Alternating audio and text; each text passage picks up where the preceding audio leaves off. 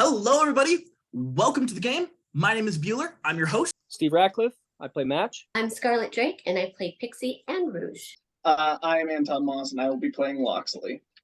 I'm Mitch Tyler, and I play Handy Jack. I'm Rogelio, and I don't play anyone. I'm the director of photography. And today, we are going to the apartment in the air. At the top of the Eiffel Tower, 1,000 feet in the air, sits an apartment 100 meters square. Gustav Eiffel intended to live in this apartment, but mysteriously elected to never actually live there. Instead, a wax model of Gustav Eiffel lives there to this day, alongside a wax model of his lifelong friend, Thomas Edison. Between the two models lies a 130-year-old gramophone, a gift from Edison to Eiffel. This is our target. Your mission, should you choose to accept it, is to bypass security, get to the apartment in the air, enter the room, get the gramophone, and get out, without getting caught and without using violence. How do I rob this? I think we're in the wrong country right now. Yeah. All right, let's see what else we need to do. Do some research on I'm on the website, getting us some tickets to France. There we go. Yeah, definitely find out what kind of security they would have at the Eiffel Tower. And It's not good. oh, well, there you go. See, if we wanted, we could just take the whole Eiffel Tower. Let's just rob that. Let's take the whole Eiffel Tower. I've always wanted the Eiffel Tower in my pocket. Despicable Me spoilers. So Victor Lustig is the best con artist of all time. He stole the Eiffel Tower. He pulled it off in the sense that he managed to convince somebody to sign the paperwork to buy the Eiffel Tower from him. He sold the Eiffel Tower at an auction and convinced people that he had the actual real paperwork to the actual deed and got somebody to sign the deed and give him cash. The issue is, what sort of person shows up to an auction to buy the Eiffel Tower? This is like really, really high profile, important people. And this was the 1930s. You don't want to screw over high, powerful, important people in the 1930s because the person who bought it was Al Capone. He conned Al Capone out of tens of thousands of dollars in 1930s money. Remember, Great Depression.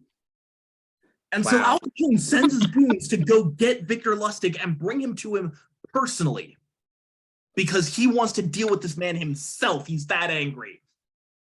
And Lustig responds by turning around and selling it to him again. What? Get away with that? Like, why is he going to sell it to him again? I mean, like, how'd the guy fall for it in the first place, Al Capone? I have no idea how he pulled either of those off. Like I said, Victor Lustig is one of the best con artists in all of history. All right, well, I got us the fastest fare to Paris, and we will arrive at 9:05 a.m. on Friday, leaving tomorrow. Perfect. Yeah. Why wait? You know, we don't need much time. We can get this taken care of like that. Yes, leave tomorrow at 3:10 p.m. Then we're in France. We're in Paris. We'll have to do some reconnaissance. We could do, we get there at 9:05 a.m. on Friday, so we could do reconnaissance later that day, buy tickets to the Eiffel Tower and just check everything out. Check where the security cameras are, how many security guards there are. The only factor in that regard is we're going to have to split the team in half at that point. We're going to have half of us go to the Eiffel Tower itself, and the people who are actually going to execute the mission stay back and wait, so that the people who are there are not incriminating themselves at all or making any kind of suspicions be cast on them because they were seen at the location. So somebody's going to have to go run reconnaissance, give us all the information in terms of security, detail, everything like that beforehand, so that we who are waiting in the sidelines can then go in. So we'll have to kind of break it into two different teams in that regard. Okay, I need one of y'all to volunteer to be what's the word? I need one of y'all to volunteer to case the joint. Who's casing the joint? Now, when you say case the joint, so Recon. Okay, cool. All right, now, yeah, we're on the same page now. Cool. Fantastic. Scarlett's doing recon at the actual building. While Scarlett's doing recon at the actual building, we need to Google what is the security at the Eiffel Tower? Like, how many guards do they have? What recon can we do from the ground? Would it be better to do it during the day, when there's other tourists there, we could blend in better, or wait until nighttime when I think probably during the day is my opinion. Especially for casing, absolutely. Well, absolutely, And also the implementation of the plan itself. yeah, it would have to be like the same time because we're looking at how many security guards are there at that exact time. Sure, and then the question therein lies whether or not we run the risk of doing it in the daytime where there are more tourists but potentially more people to spot us, or do we run the risk of doing it at night, potentially having more guards and security set up there? I mean, probably the less security, the better. Less we have to deal with. We can always create a distraction so we can grab people's attention. Yeah, that'd be good. So we can keep that in mind. And then just, getting away, it's easier to blend in with the crowd. Exactly. Okay, has anybody successfully Googled like the security guard arrangements or the cameras? Yes, I have. I was just about to say. It says all visitors, whether they bought their tickets in advance or want to buy them on site, must undergo 2 security check steps. The first occurs at the entrance to the site, and the second prior to entering the pillar to take the elevator.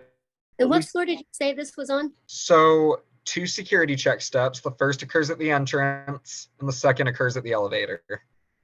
And the apartment is on the top floor of the tower. Yeah, it's on the very top.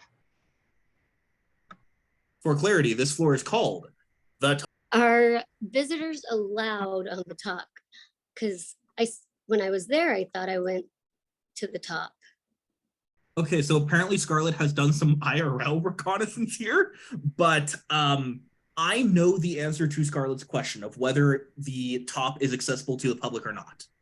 I am not going to say the answer to the question. I am going to just say that I know the answer, which means that it is relatively easy to figure out. I just found another useful tidbit of information just now as I'm scrolling. And as of June 2018, bulletproof glass walls were installed to protect from terrorist threats. I see if you want to go to the top, stairway plus lift tickets allow you to climb the tower on foot up to the 2nd floor and then take the lift up to the top. So it sounds like we are allowed on the top, no problem. When you say climb by foot, is there a staircase or are we like climbing the outside here? There's a stairway. I was gonna say, yeah. I have not been to Paris as of yet, but I mean, I'd imagine you'd have to have some way to get to the top in case different people need to. If there's any kind of maintenance issues, obviously. I'm seeing that there is no luggage allowed. We're gonna have to come up with something to get it out, because how big is it? The gramophone? Yeah. That might be some research to do just to check and see exactly the size of it too. See exactly how we're gonna extract it. I did have somewhat of a fleeting thought as we were kind of getting our ideas off the ground. I almost want to say like somebody goes in, recon style, obviously, and like wears some sort of flesh mask, right? Like Mission Impossible style to kind of blend in with the guards, possibly even acquiring a suit somehow, one of their security outfits in order to just waltz right in. Nice. I was actually going to posit, I see your security guard uniform idea, and I raise you an Eiffel Tower maintenance worker. There we go. I have rope access training and rigging training as well. So theoretically, I could, if I took Duolingo classes to learn French, because I do not know French right now, but if I were to pose as a maintenance operator, I could climb the outside of the tower with gear and everything set, get into the apartment, and then smuggle the gramophone out in some way, shape, or form. Probably No, I love that. We need one person to figure out how to get a maintenance uniform and or security guard uniform. We need one person to decide to be the distraction, and we need somebody to figure out the size of the gramophone. Please report your findings. I found more cheese snacks. in my fridge. What is the security on your fridge to keep people from stealing your cheese snacks? Minimal to none. But I will have you know that we keep our door locked. So that's about it. It can probably be picked with like a hairpin. So the average size of a gramophone, I have not specifically found the dimensions of this particular gramophone, but the average size of a gramophone is roughly a larger size than like a modern day vinyl player, particularly if we are taking the volume broadcasting thing. It's got to have a name. The little tube bit from the gramophone. Big old trumpety part. Generally, what we will be dealing with is about a foot tall for the bass itself, with the horn part of the gramophone. That'll bring it to just about 2.5 feet tall, with a dimension across of almost about the same. So basically, we're dealing with like what is in essence a 2.5 foot cube, but it is not cube shaped and extremely fragile. So those are two aspects of its transport that need to be taken into consideration. is this something that could actually be transported in like your average just backpack or duffel bag? Is it something that could fit? A bag is going to be a little bit risky. Something that could be an option is to pull the good old fashioned switch. Taking into the tower itself is a box or a crate or something that has to be clearly labeled as like either spare parts or something like that to be added on. It could even be something as simple as setting up like a giant Wi-Fi router so that we can get through a checkpoint gate potentially and walk past security and say, hey, we need to install this. Here are the parts. And that way we are able to transport. All we have to do is swap it out. If we want to get away with this and not have anybody know that it was stolen, I did find another replica on sale for $30,000. Okay, how much is the actual gramophone worth that we're stealing? I'm gonna assume more than 30,000. Oh, I would hope. Otherwise, Yeah, is this even worth it if it's only we're not making millions here? I mean, We're going to assume that there is an eclectic collector who is a billionaire who wants the gramophone as a memento of Thomas Edison's life because he just really, really likes Thomas Edison for some reason. okay. Like he is willing to write y'all a blank check for your for logistics, for travel, for any equipment that you need. Like he will fund the entire heist and he will pay for the actual gramophone. I don't know, let's say $100 million split 5 ways. Wow. Yeah, that sounds nice. Okay, that'll be worth it. So 20 million a piece. All right. I'm with Scarlett on the leaving a replica, whereas if we are not getting caught at all by this, so say we don't get caught by any security, that by that time we've moved to another country, have our own private islands, whatnot. I just read nighttime photos of the Eiffel Tower is illegal. That's actually true. There is a copyright on the Eiffel Tower at night, so that commercially you cannot just take pictures of the Eiffel Tower at night and sell them on your own as just a random person. Which means that when Anton is scaling the outside of the Eiffel Tower, no one is allowed to take pictures of him and get proof. But it is lit up at night. So maybe we should somehow make a power outage, a blackout, so that he's less visible. Find the circuits that go to the lighting for the Eiffel Tower, maybe even some surrounding blocks. That might not be a bad idea. I want to piggyback off of what we've been saying here about causing a power outage or blackout. What if we find a way to have the Eiffel Tower shut down for a temporary amount of time? Would there be less security because it's not open or active currently? Or what are our thoughts on that? Like, how would that affect how many guards there are at a time? I'm not sure how the guard amount will change, but at the very least, it would allow for sneaking on as a maintenance repairman to be Yeah. a lot easier in I that agree. case. Yeah, like I almost am in favor of that in lieu of trying to obtain like a security uniform hands-on. I think that's absolutely brilliant, honestly. And in that case, the main thing that we'll also have to do is have somebody posted to incapacitate any potential real maintenance workers that might show up to Yeah. about. We have me who's actually scaling and going in and performing the switch. We need somebody to be on guard for actual maintenance or any potential other distractions needed. Somebody to actually dismantle the power system itself, which I'm sure is an off-site thing, so they'll be on their own for that. If Scarlett is volunteering to run reconnaissance and gather information for us, we need to designate those other two jobs and then figure out what the last person here is doing as well. We have a little bit more Googling to do. I need you to figure out when was the last time the Eiffel Tower was shut down and why. Oh, you know what? They paint the Eiffel Tower every 2 years. If we can wait till that date, then they automatically shut it down that. On this topic, that gives Anton a fantastic excuse to be scaling the outside of the Eiffel Tower, because there are going to be other people on the outside of the Eiffel Tower. I need somebody to go Google, what does the uniform look like? Another question I had though too is just the question of what exactly is he performing maintenance on? Either if we are going for painting or cutting power, either way, it can be rewiring systems, and then that would require a communication with the person who is cutting power. And in that case, it wouldn't be a cut of power, it would be a tactical dismantling and then remantling so that it looks like I actually did something while I was up and about.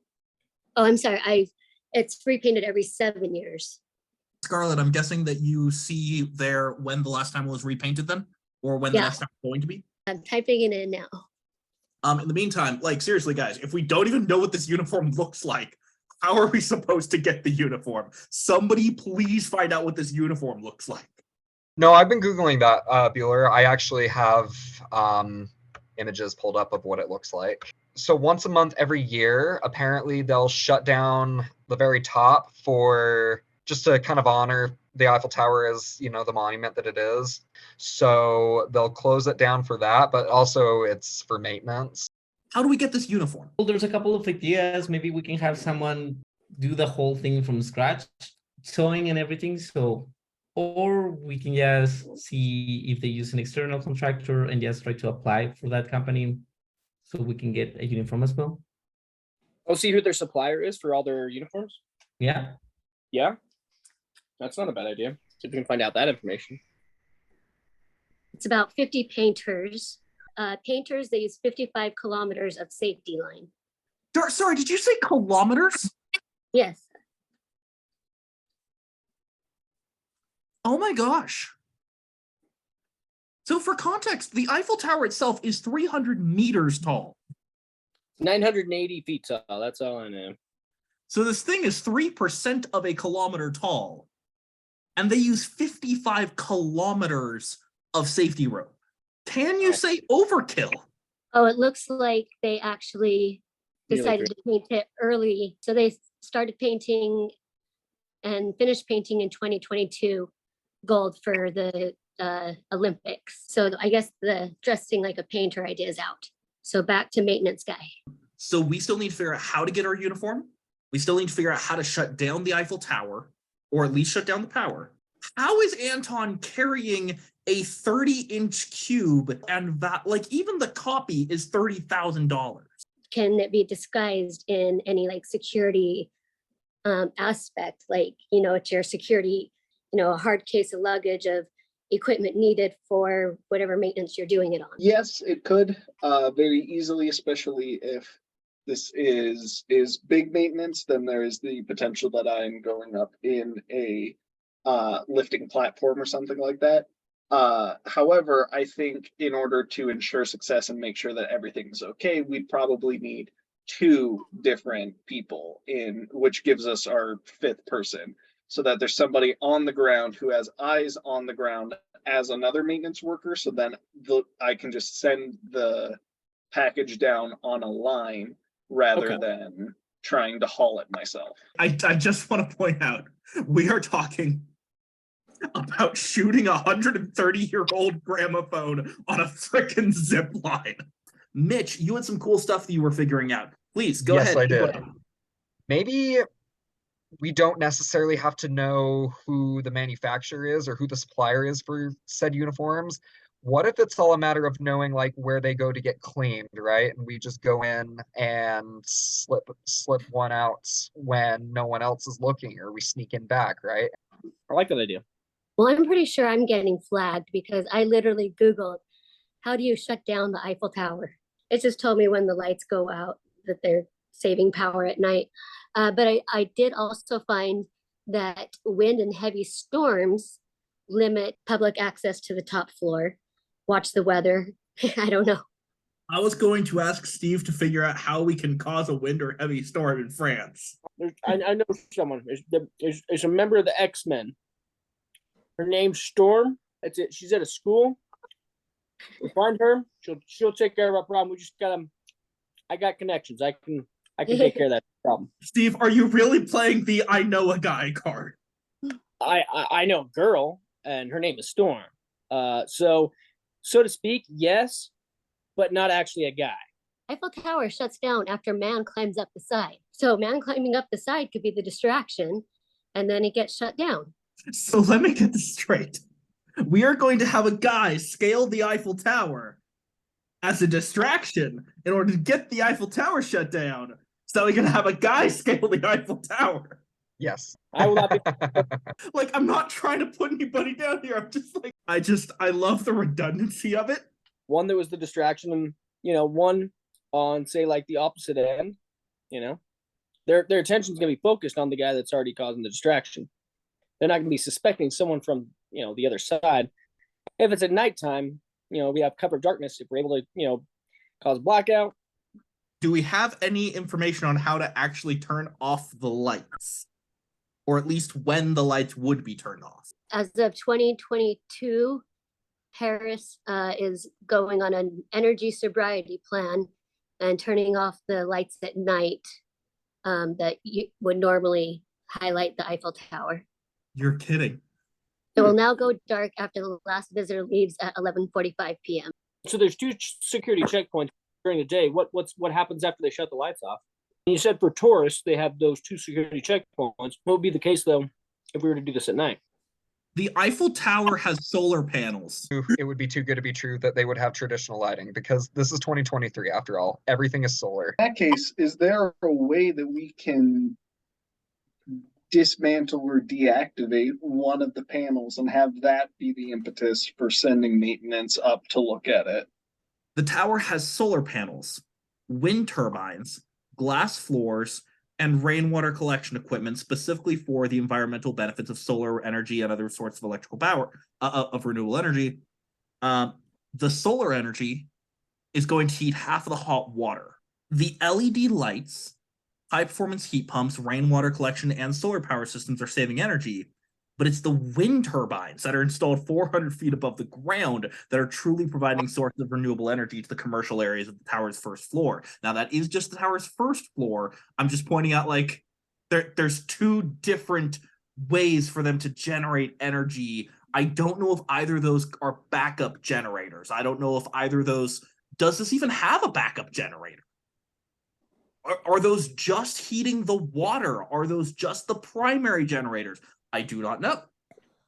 Really, when I think about it, like I said, it could just be a matter of, tripping the right breakers to turn the lights off for only, a temporary period of time, right? So, like, if we're cutting the power, right, it would be a lot harder to get the lights back on in case, we need to make it look like it was just a temporary glitch or some sort of technical error. I know I mentioned a lot of different things for the renewable energy. As far as the electricity goes, there's like basic electric, solar, and there's wind. Are three big electrical issues. But also, Mitch was talking about how about we just, instead of trying to cut all of the power, just cut the power to one thing. I think that we have a workable plan. I kind of want to just sum up, recap the entire plan from what I'm understanding. The gramophone itself is a 30-inch cube, roughly, but it's not exactly cube-shaped and it's extremely fragile. There is, however, a replica for $30,000 that our gracious benefactor, our hypothetical benefactor, would be funding for us. There's a stair to an elevator, and there's a security check stop at the entrance and at the elevator. However, we don't need to worry about either of those because instead, Anton is going to scale the outside of the building with the replica gramophone in a duffel bag or maintenance bag or something along those lines. There's going to be somebody on the ground, both for safety and for catching the gramophone as Anton basically tosses it into the air. Okay, we're just gently guiding it down on the safety on lines, a right? freaking zip line. Yeah, no, I don't. No, Anton has no intention. I can already see of throwing it. I mean, let's be real here. This is like a $20 million payout. This is our whole purpose of doing this. No. We can avoid the bulletproof glass around the apartment because Anton is going to be impersonating a maintenance worker by getting the uniform somehow, presumably by just walking into wherever, just like following the maintenance workers and just grabbing a uniform and being like, new guy. I like Mitch's idea of just like, where they would do their laundry, or like where the company keeps their uniforms, or if the company keeps like, obviously like spare uniforms. So I like that idea. From there, perform maintenance on the tower. Go up, get to the room, replace the gramophone with our fake gramophone, and put the gramophone on some sort of line that is connected to somebody on the ground who is both our lookout and our catcher, if you will. Please check out allmylinks.com/redandblackmovie to contribute campaign so that we can make the movie. Have a wonderful night.